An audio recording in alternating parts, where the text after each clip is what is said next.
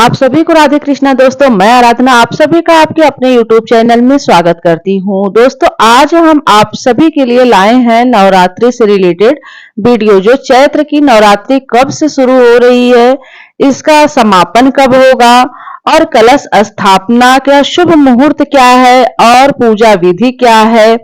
तो आज मैं इसी सारे कि इससे जुड़ी जितने भी जरूरी बातें हैं, आज मैं इस वीडियो के माध्यम से मैं आप लोगों को बताने वाली हूं। तो दोस्तों, आप लोगों से छोटा सा निवेदन है कि प्लीज आप लोग वीडियो के एंड तक बने रहिएगा, स्किप मत करिएगा, लाइक शेयर जरूर कर दीजिएगा अगर वीडियो पसंद आए तो चलिए आज की वीडियो हम आगे बढ़ते हैं आज के टॉपिक पे। तो दोस्तों, क्या है कि देखिए, हम सभी जानते हैं कि हिंदू धर्म में नवरात्रि का पर्व शक्ति और साधना का अनुपम संग्रह है। वर्ष में नवरात्रि का जो है पर्व 4 बार आता है, जिनमें चैत्र मास की नवरात्रि विशेष आध्यात्मिक महत्व रखती है और एक कि कुआर का होता है, और 2 जो है गुप्त नवरात्रियां होती हैं, ये हम सभी जानते हैं। तो जो चैत्र शुक्ल प्रतिपदा से प्रारंभ होने वाली यह नवरात्रि 9 संवत्सर का भी आरंभ मानी जाती है, यानी कि हमारे हिंदू धर्म में ये नवरात्रि से हमारा नया साल का आरंभ माना जाता है। इसी दिन से वातावरण में सकारात्मक ऊर्जा का संचार होता है और भक्त जन 9 दिनों तक माँ दुर्गा के विभिन्न स्वरूपों की उपासना करते हैं। तो पंचांग के अनुसार हम आप सभी को बता दें दोस्तों कि इस वर्ष चैत्र शुक्ल प्रतिपदा तिथि 19 मार्च प्रातः 6:52 से आरंभ होकर 20 मार्च प्रातः 4:52 तक रहेगी। तो इसलिए उदया तिथि के अनुसार नवरात्रि का शुभ आरंभ 19 मार्च से होगा। हमें जो है नवरात्रि का जो है व्रत 19 मार्च से ही स्टार्ट कर देना है। 9 दिनों तक चलने वाले इस पावन पर्व का समापन जो है 27 मार्च को होगा। तो 27 मार्च को रामनवमी है और 26 मार्च को अष्टमी है। तो जो लोग अष्टमी का व्रत रखते हैं वो 26 मार्च को रखेंगे और बाकी जो है 27 मार्च को हम माता रानी की विदाई करेंगे, उसमें कन्या पूजन करेंगे। तो 27 मार्च को ही कन्या पूजन रामनवमी मनाया जाएगा। माँ अम्बे की भक्ति के साथ ही संयम और साधना का महापर्व है। इन दिनों में की गई उपासना और जब तक जो है कई गुना फलदायी माना जाता है। नवरात्रि के त्योहार का पहला दिन दोस्तों जो है घट स्थापना या फिर कलश स्थापना के लिए अत्यंत महत्वपूर्ण होता है। जब हम नवरात्रि का व्रत रखते हैं, जो लोग 9 दिन का व्रत रखते हैं या फिर जो लोग नहीं भी रखते हैं, वो भी कलश स्थापना अपने घर में कर सकते हैं। कलश स्थापना करने से हमारे घर में एक सकारात्मक ऊर्जा का वास होता है हमारे घर में और माता रानी की कृपा हमेशा बनी रहती है। तो हमें हमेशा कलश स्थापना जरूर करनी चाहिए। तो हम कलश स्थापना किस दिन करेंगे? पहले दिन ही कलश स्थापना कर लेंगे, क्योंकि यही दिन सबसे महत्वपूर्ण होता है। इसी के साथ दोस्तों 9 दिवसीय पूजा का आरंभ होता है।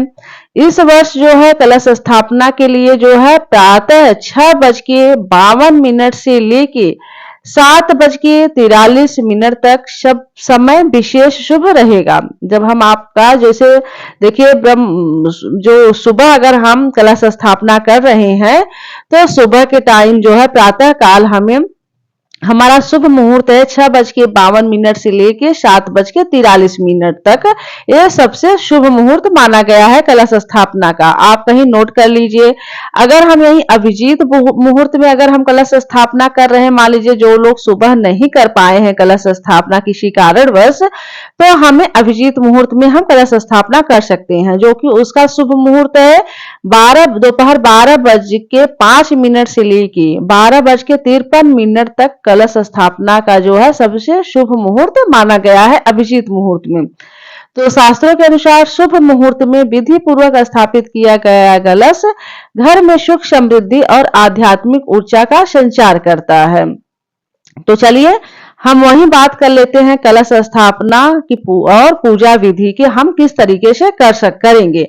तो देखिए, नवरात्रि के जो है प्रथम दिन प्रातः ब्रह्म मुहूर्त में हमें उठकर स्नान करने चाहिए और स्वच्छ वस्त्र धारण करें।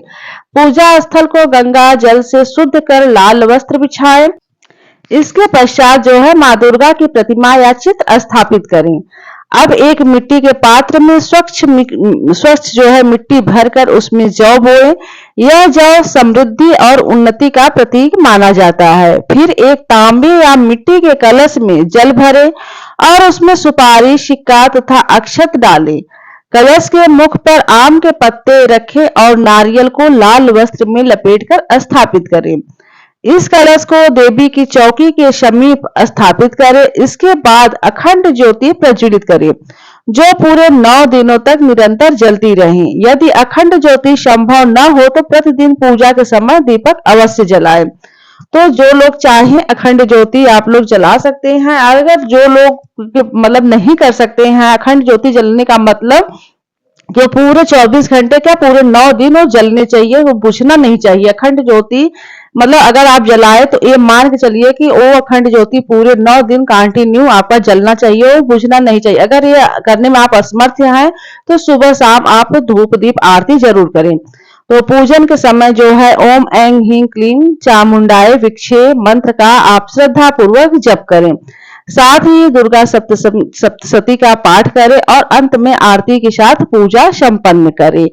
तो दोस्तों जो है देखिए इसमें जो है माँ दुर्गा के 9 स्वरूपों की उपासना की जाती है और ये 9 दिन जो है हमारा कैसे बीत जाता है हमें पता ही नहीं चलता है। तो हमें चाहिए कि पूरा मतलब कि श्रद्धा से हमें ये 9 दिन का उपवास करनी चाहिए। अगर जो लोग उपवास नहीं कर पा रहे हैं किसी कारणवश तो उन्हें 9 दिन सुबह शाम माता रानी के मतलब कि पूरी श्रद्धा से उनकी सेवा में लगे रहना चाहिए।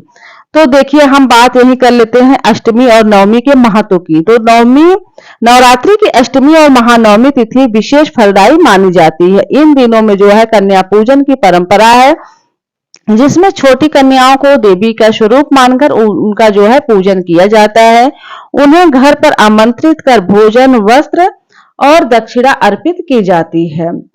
तो दोस्तों इसमें नवरात्रि में दान का भी काफी महत्व बताया गया है और जो है ये सब जानकारी आपको मैं इसलिए दे रही हूँ कि ये नवरात्रि आने वाली है और इन 9 दिनों में आप जितना चाहें उतना आप माता रानी की सेवा कर लिए। 9 दिन माता रानी को मनाने का बहुत ही महत्वपूर्ण दिन होता है।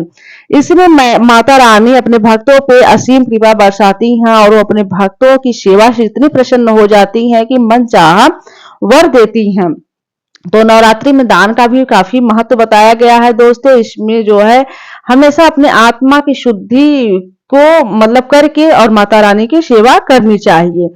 तो दोस्तों आज के हम इस वीडियो के माध्यम से यही आप लोगों को बताने की कोशिश किए हैं। आशा करती हूँ कि इस वीडियो के माध्यम से जितनी भी नवरात्रि की संपूर्ण जानकारियां हैं आप लोगों को इस वीडियो के माध्यम से मिल गई होंगी। अगर थोड़ी भी अच्छी लगी हो तो प्लीज वीडियो को लाइक शेयर जरूर कर दीजिएगा और चैनल को अभी तक सब्सक्राइब नहीं किया है तो सब्सक्राइब करके बेल आइकन को प्रेस कर दीजिएगा ताकि आप लोगों को ऐसे ही धार्मिक से संबंधित जुड़ी वीडियो और लड्डू गोपाल से जुड़ी अनेकों हिंदी कहानियां, सच्ची कहानियां आप लोगों को सुनने और जानने को मिलते रहे। तो चलिए दोस्तों आज के लिए इजाजत चाहती हूँ। मिलती हूँ किसी ऐसे ही किसी ज्ञानवर्धक धार्मिक वीडियो के साथ। तब तक के लिए राधे कृष्णा, हर हर महादेव, जय माता दी।